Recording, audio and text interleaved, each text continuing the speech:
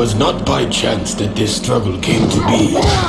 The blame falls squarely upon my shoulders for giving evil the chance it needed, and therefore fulfilling an ancient prophecy.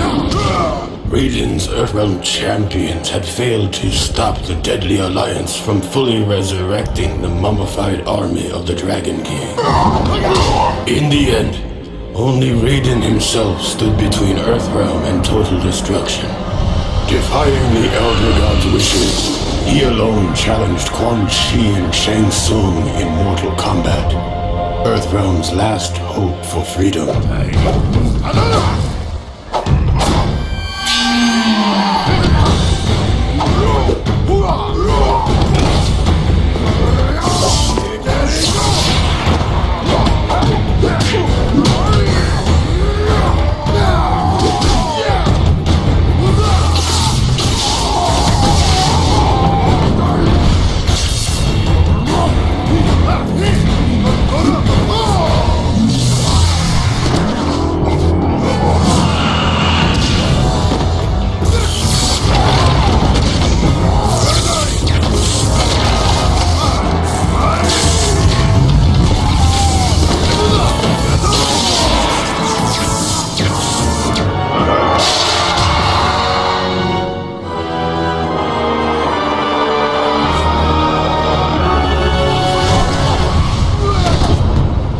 Raiden fought well against the two sorcerers, and it seemed as though victory was at hand. But the combined might of Quan Chi and Shang Tsung proved to be overwhelming, even for a Thunder God.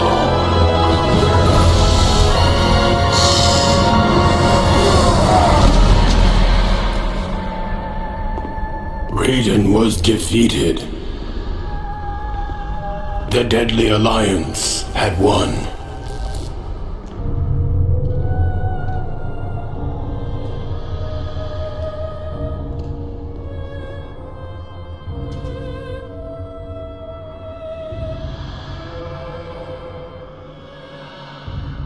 Their victory was short-lived, as suspicion and lust for power overcame both Quan Chi and Shang Tsung. The four allies turned on each other. The Deadly Alliance was no more.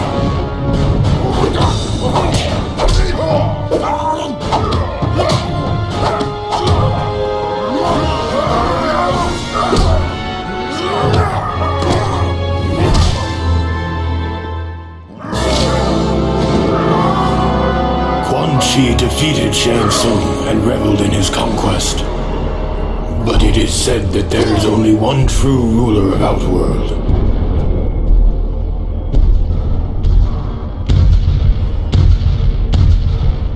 And that ruler had returned.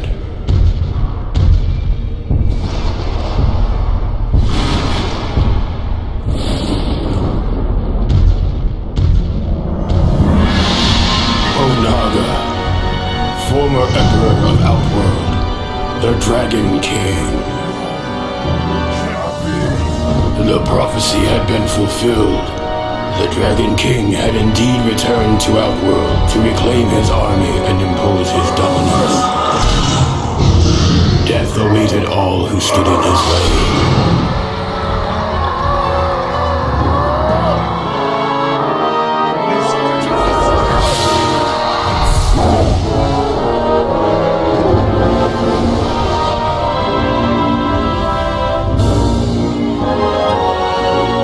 So it was that a new alliance was formed out of desperation.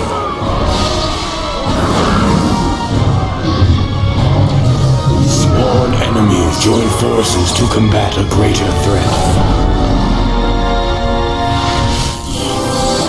Raiden began to realize that even their combined might was not enough to defeat the Dragon King.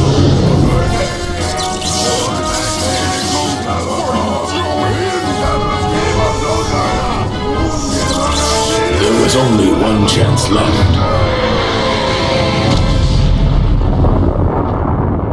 Raiden's sacrifice was in vain, for the blast had little effect on the Dragon King. Now Onaga has what he needs to shape the realms as he sees fit. I was the fool who brought him this power, Only I can destroy this threat, born of deception. The Elder Gods had transformed Scorpion into their weapon in order to defeat the Dragon King before his plans of domination unmade the realms. With his enhanced abilities, he tirelessly tracked Onaga through the realms until finally he cornered him in the Nexus.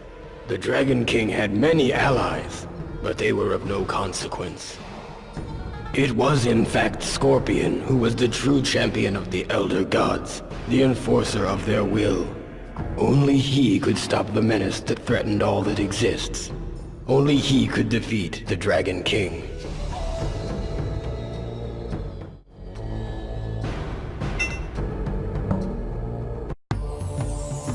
Baraka assumed that the treacherous Malena had given her armies a powerful magic. They fought with savage brutality, but he could not stop their advance. He vowed that Malena would pay for her betrayal. Baraka's warriors brought word that she had agreed to meet with him in an ancient lair, but Baraka was no fool. He sent another in his place. Baraka's scouts reported that the Earthrealm warrior Sub-Zero was near. He allowed his remaining militia to deal with him and set off alone to ambush Malena. He knew by the scent of Tarkatan blood on her clothes that she had already killed the one he had sent to meet her. But her sense of smell was not as keen as a true Tarkata's. She was unaware of Baraka's presence. He barked her name, and when she turned to face him, he tore her apart.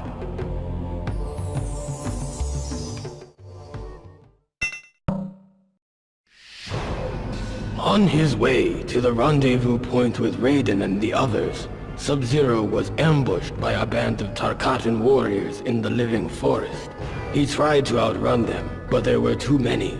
He was quickly surrounded. Sub-Zero decided that his last living deed would be to vanquish as many of these barbarians as he could before he succumbed to death. As Sub-Zero began his attack, he felt his armor speak to him.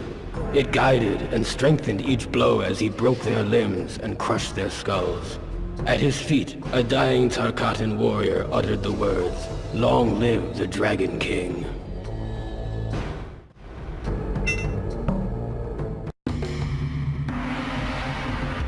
Because it was widely believed that Princess Kitana had slain her many years ago, none were suspicious of the veil Malena wore to conceal her Tarkatan features.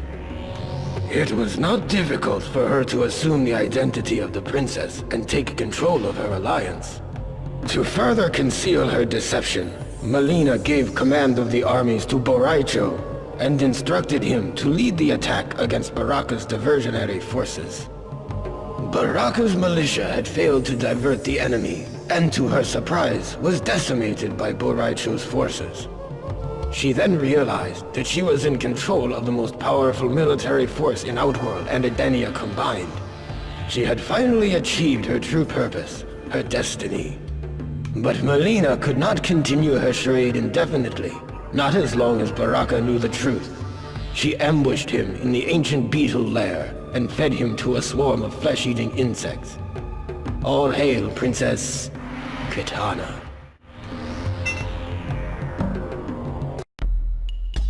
Nightwolf had traversed realms and fought many demons to get to this place, deep within the Netherrealm.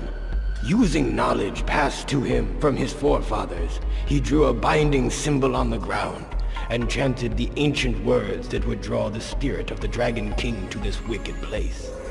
Nightwolf had carried the burden long enough.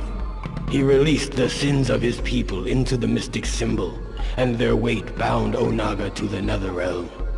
Free of the corruption he had harbored for so long, Nightwolf was expelled from the depths of the Netherrealm and into the unknown. In an outer chamber of the Dragon King's throne room, Ermac did battle with Liu Kang's enslaved comrades. Ermac was more than a match for the 5 warriors, but their defeat was not his objective. Liu Kang materialized and one by one freed their souls while Ermac occupied the rest. Eventually, all 5 were awakened from their enchantment and freed from Onaga's control. Ermac was pleased that his warrior's skills could for once bring about a noble outcome. He sensed, however, that an ominous force still shaped the destiny of the realms. It was everywhere. He could feel its influence on Onaga, though the Dragon King was oblivious to its manipulation. Time was running out. Ermac feared the celebration of this latest victory would be short-lived.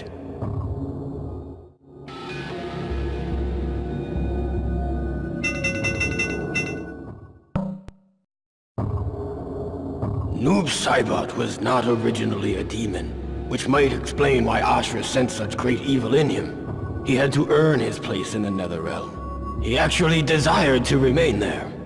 His companion, however, seemed to be having a problem adjusting. Perhaps there was some good left in the cyborg.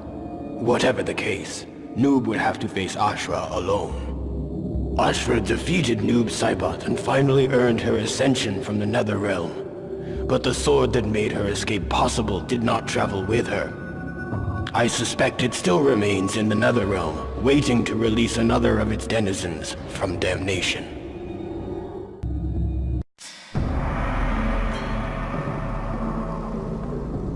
Although Onaga had returned from the dead, he did not re-inhabit his original body.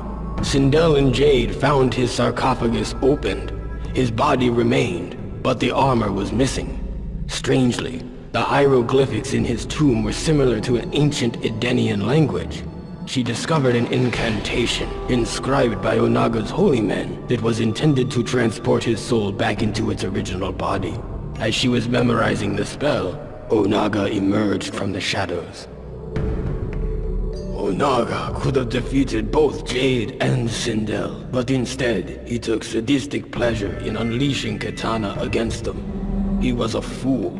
Jade held off Katana while Sindel thrust her Kwandao into the heart of the corpse. As she screamed the ancient incantation, Onaga's soul leapt from Reptile's body into its intended vessel. The corpse came to life and cried in agony as the Kwandao prevented its heart from reforming. Sindel held the blade firmly in place as Onaga returned to the cold sleep of death. With the Dragon King defeated, the realms were safe, and Sindel's daughter Katana was free from his spell. May Edenia know peace once more. An alliance had been formed of warriors from vastly different origins, but with a similar goal: to defeat Onaga. Li Mei marched uneasily into battle against the Dragon King. The closer she got to him, the more she came to understand which side was truly deserving of victory. Li Mei turned on her former allies and gave her emperor the time he needed to finish merging the Kamidogu. The Dragon King was now all-powerful. He had the means to control the universe, to make and unmake as he saw fit. Li Mei watched in delight as the Elder Gods fled before his might. Onaga then transformed her into his queen, to be forever at his side. He had given her power beyond anything she ever imagined. Together, they will rule the One Realm and slay the last of the Elder Gods.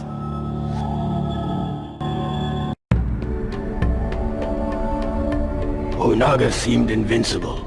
The races of Outworld were in disagreement over how to deal with this threat, and Baraka's hordes were sweeping the land. Boraicho had almost given up hope when he was visited by the spirit of his greatest student, Liu Kang. Their roles now reversed. Liu Kang gave Boraicho the inspiration necessary to continue the fight. Boraicho's soul was invigorated. He met with Outworld's many leaders to forge a temporary truce. Kitana gave him command of what remained of her army, and he led them to battle against Baraka's mutant foot soldiers. The new army of Outworld crushed the Tarkata vermin, and Baraka himself was bested by Boraicho's attack. The victory inspired the people of Outworld to rise up against the Dragon King. In the wilds of Outworld, Hotaru captured the renegade Earthrealm warrior Sub-Zero and brought him before the Dragon King. Onaga's judgment of Sub-Zero was swift, and Hotaru was given the task of carrying out his punishment: death. His fate served as a reminder to all who would challenge the authority of the Dragon King. As Sub-Zero and Kenshi trekked across Outworld, they strove to keep themselves hidden, only traveling at night. But as they neared the portal to Earthrealm, the Dragon King Zealot Hotaru attacked with a blast of glowing energy that temporarily blinded Sub-Zero. Kenshi's sense of sight is of a spiritual nature, thus he was unaffected by the intense flash of Hotaru's projectile attack. In the dark, Kenshi had the advantage. Hotaru did not see his approach. Unaware, he strode in to kill Sub-Zero. It was the last mistake he would ever make. The others had defeated the Dragon King, but left his broken body unattended on the floor of his throne room. Not long ago, a similar fate had befallen his former advisor, Shao Kahn. Havoc ripped the still warm heart from the carcass and consumed it, thus absorbing Onaga's power to reanimate the dead. Had the Dragon King succeeded in his plans for total domination, the never-ending turmoil of life would have come to a stifling halt. Those who defeated him believed that the realms were at rest once more, but Havoc vowed to restore the chaos that once ravaged Outworld. Shao Kahn would rule again. In Edenia, Tanya had located the ancient texts that described the process by which to fuse the Kamidogu into one. With this information, Onaga was able to create the One Kamidogu, a tool of unspeakable power. As the Dragon King was distracted, reveling in his victory, Tanya seized the opportunity to snatch the Kamidogu from him, thereby obtaining godlike power. She destroyed the Dragon King, and became ultimate overlord of the realms. Liu Kang's friends had been freed, Onaga had been defeated, and the realms were secure once more. But there was one battle that remained. Liu Kang's body had been used by some unknown force as a tool of destruction. It had left death in its wake, and needed to be stopped. The chaos would end in Earthrealm. The fight raged with neither combatant able to best the other, when a jolt of energy crackled through them both. Liu Kang's nerves blazed like fire, and he felt a rush of air fill his lungs for the first time since his death. He was Liu Kang once more, protector of Earthrealm, champion of Mortal Kombat. Once they had defeated the enemies of Havoc, Cabal complimented Cobra and Kira on their ferocity in battle. Their true test, however, was to face each other, to decide which of them was worthy of the new Black Dragon clan. Neither refused the challenge. Cobra fought with ferocity, but his lack of discipline allowed Kira to control the battle, easily manipulating Cobra into exposing himself to her attacks. She defeated him, and proved her worth to Cabal, who gave her the honor of finding 2 more recruits to pit against each other in Mortal Kombat. Havoc had given Cabal's new Black Dragon recruits a task: lure the heroes away from the Dragon King's corpse while he somehow retrieved the heart, and with it, Onaga's power to raise the dead. Apparently, Onaga's ancient army had only been invincible by means of constant resurrection during battles. The power to raise the dead would prove quite useful to the Black Dragon clan. Cabal slew Havoc and took the Dragon King's heart for himself. Havoc was most impressed. Cabal brought his new recruits to Outworld, where a siege was underway against the Dragon King. Cobra grew impatient. He wanted to join the fray, but Cabal held him back. They were not to attack until the heroes had won. Once the Dragon King had been defeated, Cabal gave the order to strike the victors. The new Black Dragon tore through their ranks and left no survivors. Cobra came to realize that he was going to like being a Black Dragon. The traitor Tanya had given the Dragon King the information he needed to finish merging the Kamidogu. But before he conquered all the realms, Jade would see Tanya dead. Jade had allowed Baraka's soldiers to capture her, feigning defeat in battle. As Tanya approached her prisoner, Jade waited for the right moment, and threw a glass orb filled with concentrated Tarkata essence at her. The glass broke, splashing its contents across Tanya's body. Baraka and his vile savages worked themselves into an uncontrolled frenzy. They perceived Tanya to be a rival male and instinctively attacked. I doubt she survived the encounter. Normally, Dairu took no risks and ambushed those he had been hired to kill.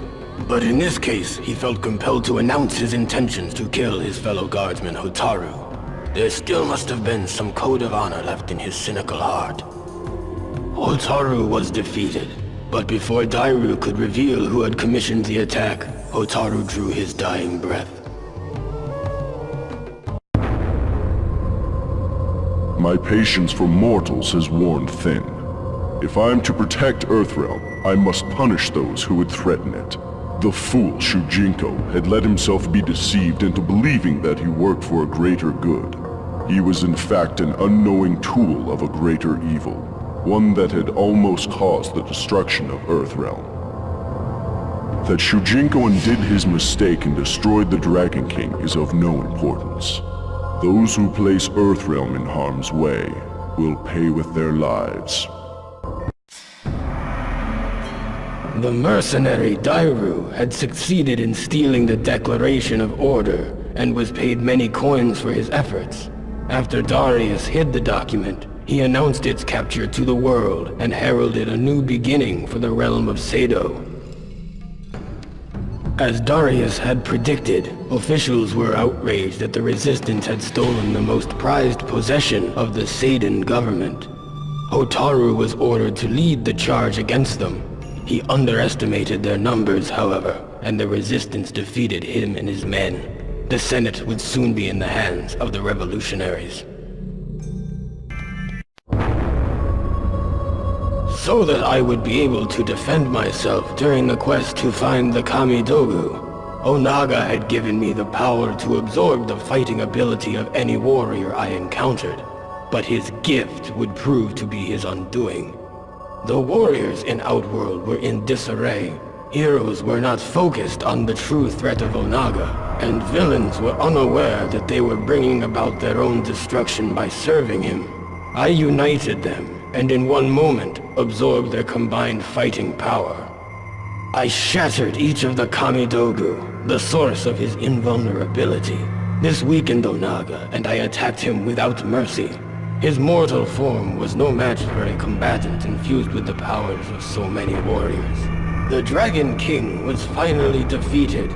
The realms will remain as they have since the beginning.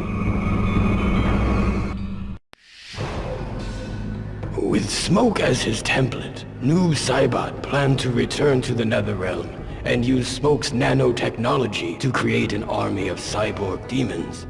He was unaware that they were followed by someone Noob had not seen since before he became a Wraith. Smoke instantly recognized their visitor. He was an echo of their past. He was Sub-Zero, Noob Saibot's brother. Noob Saibot was surprised to see how much stronger his brother had become. If he were still Lin Kuei, still human, he would probably have shown some degree of pride. But as Raiden had revealed during the ordeal with Shinnok's amulet, his soul had been tainted when he died at the hand of Scorpion. Noob Saibot, the original Sub-Zero, had descended into the Netherrealm free from compassion. He ordered Smoke to assist him in slaying his brother, his first act as ruler of the Netherrealm.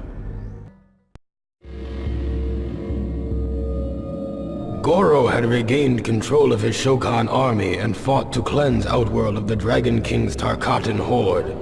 Though the Tarkata are formidable adversaries, they were no match for an army of Shokan, inspired as they were by regaining Shao Kahn's favor. Baraka's troops were quickly defeated. Goro had proven himself a powerful ally of the Emperor, but Shao Kahn had given the Shokan much in his return to power. Goro felt a gift of loyalty was in order. The Edenian military had been crushed and Kitana herself had been captured. Goro brought her before Shao Kahn and sacrificed her as an offering of fealty to the once and future Emperor of Outworld.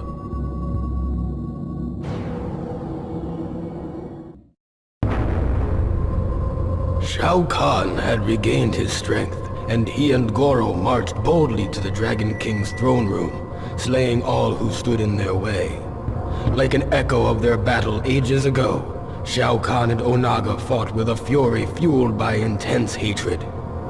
Knowing the Dragon King was too powerful to defeat in mere combat, Shao Kahn blasted Onaga with his warhammer, causing him to hurtle into Goro's poisoned blades. Onaga had fallen victim to Shao Kahn's treachery once more. With Onaga defeated, Shao Kahn reclaimed Outworld once again. His army of Shokan decimated what remained of Kitana's armies and the Tarkatan horde and scattered their survivors into the unknown. A new era had begun in the realm of Outworld. Long live Emperor Shao Kahn.